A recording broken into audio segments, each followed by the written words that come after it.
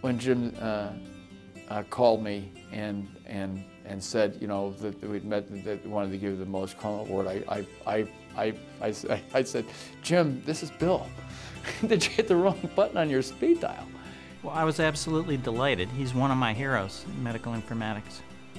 Bill, welcome to this wonderful group. You deserve it, and you have deserved it for many years, and I hope you'll continue to be a leader in many years in the future. William Tierney came off the assembly line in Detroit, Michigan on July 2nd, 1951. His father worked for the Panhandle Eastern Pipeline, which ran from Texas to Detroit. And his job ended when the pipeline finished. So he took a job when I was 6 months old with General Motors, with a General Motors subsidiary called Delco Battery in New Jersey. And we moved to New Jersey, lived in New Jersey until I was 16. At that point, Bill's dad got promoted to Delco headquarters in Anderson, Indiana. So 2 years later, when it was time for college, he adopted the cream and crimson of Indiana University. And as they say, the rest is history. I entered Indiana University as an undergrad in 1969, and I'm still here 42 years later. I think most of us had one or both parents or somebody in our lives saying, you know, if a job's worth doing, it's worth doing right. That's pretty standard advice. I think Bill's version of that would be, if a job's worth doing, it's worth doing with extraordinary energy and passion, and that's what he pours into everything. People see different facets of Bill. I think there are only a few people that understand the full scope of what he does. So there are people that know him as a clinician. There are people that know him as a research scientist. There are people that know him as an administrator, people that know him as a teacher. The other thing is, I've never heard someone describe Bill with the word awe, because he's too down to earth. Bill takes life seriously, but also lightly at the same time. And he likes to see things happen.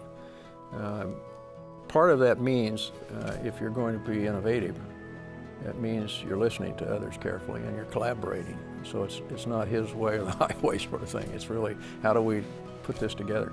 That makes him a very good teacher, a very good mentor, and I think it also makes him a very successful clinician and researcher. This business has a lot of writing in it. If you don't know how to write in academic medicine, you're not going to make it. And I happen to be a pretty good writer.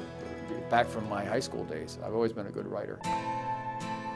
So he would sit down and write a paper in 24 to 36 hours without sleeping and without having a real meal. He might snack or do something.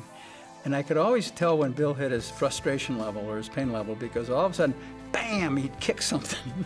And then you'd hear all the thousand sweats and frets and rats and fritz-rats. And I knew that he was frustrated, but in a few minutes he'd settle down and then he'd get going again on the paper.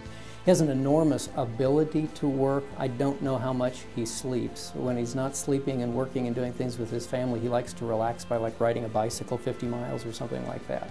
So, very energetic guy. When we were traveling to Kenya, I was sacked out in the airport trying to get some sleep for the next leg, and he was writing a grant. So he can do without sleep, he can think hard, he keeps going. I don't need a lot of sleep. So my wife would say I need more than I get, but I live on 4 or 5 hours of sleep a night, and I have for 4 decades now. Bill has always been athletic. He ran marathons, and in 1999 he began having serious chest pain, which he attributed to maybe a muscle pull, or maybe he caught a virus. It kept coming back and then going away, and so I finally told myself, if I had it again, I'm going to go see my doctor. And so I had it again, and I went and saw her, and I just said, you know, I've been having this chest pain, and I felt the lymph nodes, and I knew. I ended up having it everywhere. I had it, you know, wrapped around my esophagus, which explains all the problems I had swallowing, which I thought was my reflux and stuff. I always have excuses for this. And the back pain I've been having, I thought, well, maybe that was from when I was playing tennis, you know.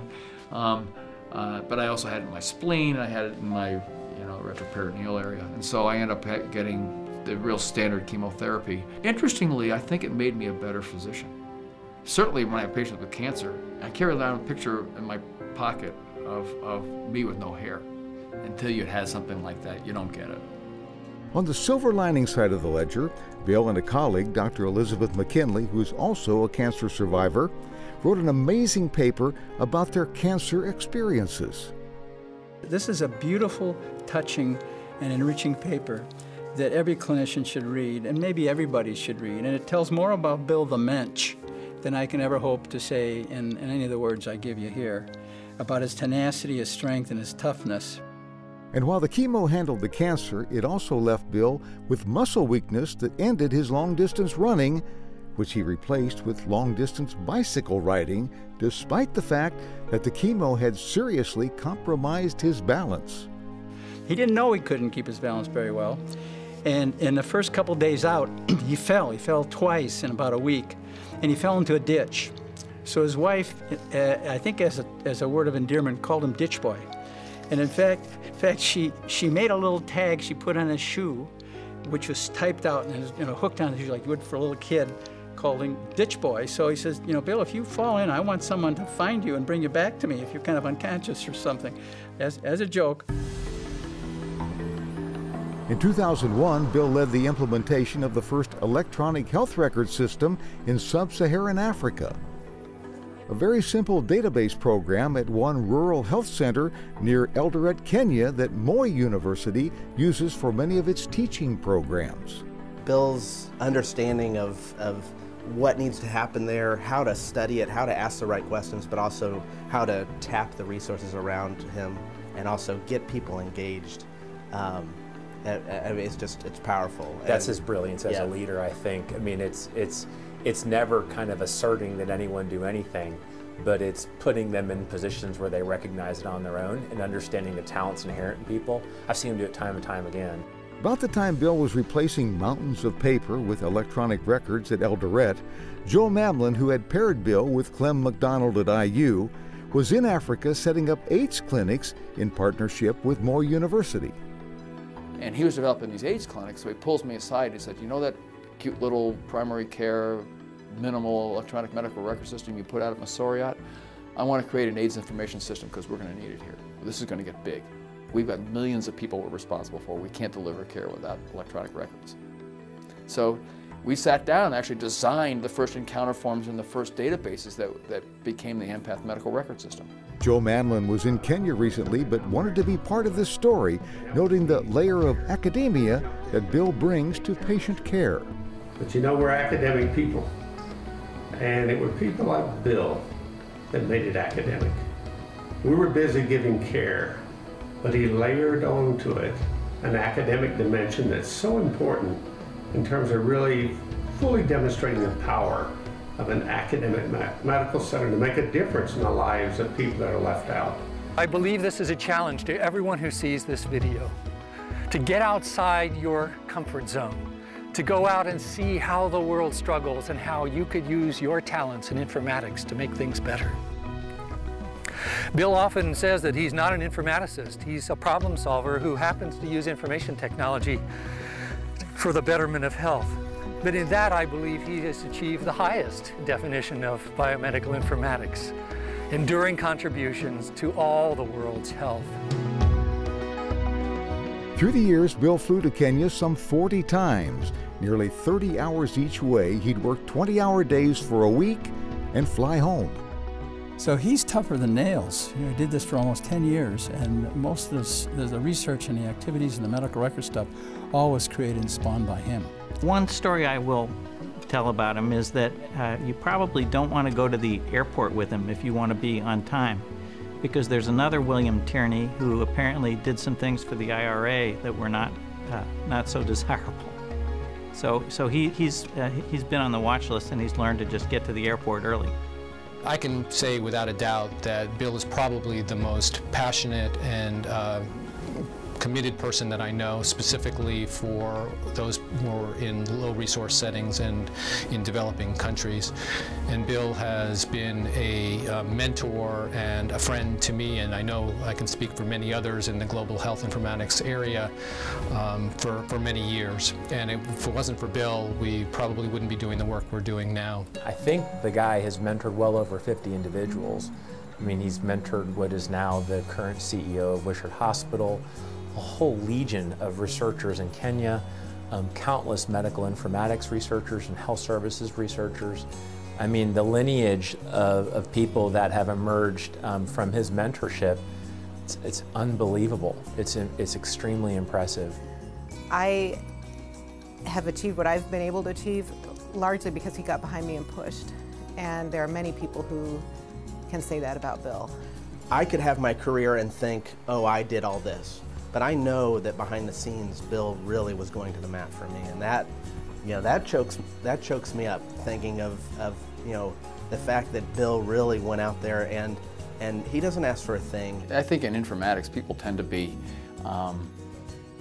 they tend to be a little bit odd to begin with, as far from both the medical side and the computer science side. I mean, their colleagues would think they're kind of weird. And so you get them all together and they kind of feed off one another. And in medical informatics, you actually seek out the people who have special interests in certain areas so that whatever little quirkiness, whatever little interest they have, you can actually build a career upon that. You not only like him, he's just a very lively, wonderful person, personality-wise, but it's that inner drive to deliver the goods, to actually accomplish something that I think is something I respect certainly very much. And I think all of us do it. Bill's not subtle. Bill, you know, there was a Mythbusters where they proved that, you know, you could put a bull in a china shop and it wouldn't break everything. And so from then on, have switched to Bill in a china shop.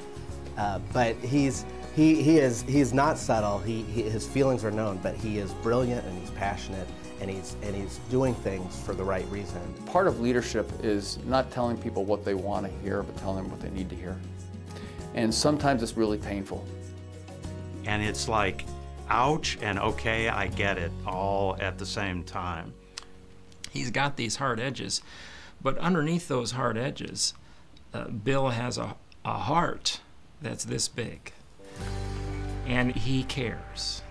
You know, Bill cares about other people, and though he's so smart, you know, he's so accomplished, he's so good at what he does, yet at the same time he really does reach out to other individuals, to his Kenyan counterparts, brings them into the fold, if you will, enables them, empowers them, and I think it was this that the Kenyans recognized and really did accept Bill, and do accept Bill, into their community. Bill, I've seen you make really tough decisions about very big choices about where to deploy your energies, and they were brilliant. It is completely reasonable and appropriate that we give you this recognition. In fact, the question is, why not sooner? I personally want to congratulate you as a friend and admirer, and also for your other society, the Society of General Internal Medicine. Thank you very much, and congratulations, Bill. He's really, in a relatively short career, done wonderful work in many, many areas, and he's been very generous in providing help and even programs and systems to other people. We're really happy that he's going to be the recipient of the award, and welcome him to this wonderful group. I hope by him receiving this award, people take the time to actually understand a little bit of his legacy, because I'm here every day and I kind of live and breathe it, but the amount of impact that he's had is just unquestionable, in my opinion, and it's a privilege to be able to work alongside him, no question about it. Bill, you're the greatest, and I'm so pleased that you're now a Morris Collen awardee. Also, even more pleased that you worked with me for so many years. You know, without Clem, I wouldn't have been effective. I didn't have the skills to build this kind of stuff. I don't know what I'd be doing. I mean, it's a series of accidents that end up, you know, where I particularly am. And the award has kind of recognized, I guess, the fact that you can take those accidents, and if you can combine them in a way that serves a purpose in your environment, it'll get rewarded. So my friend, congratulations on this well-deserved recognition. And in your continuing quest to make the world a better place, may you have the wind at your back and the strength and the determination to achieve your highest and most noble ambitions.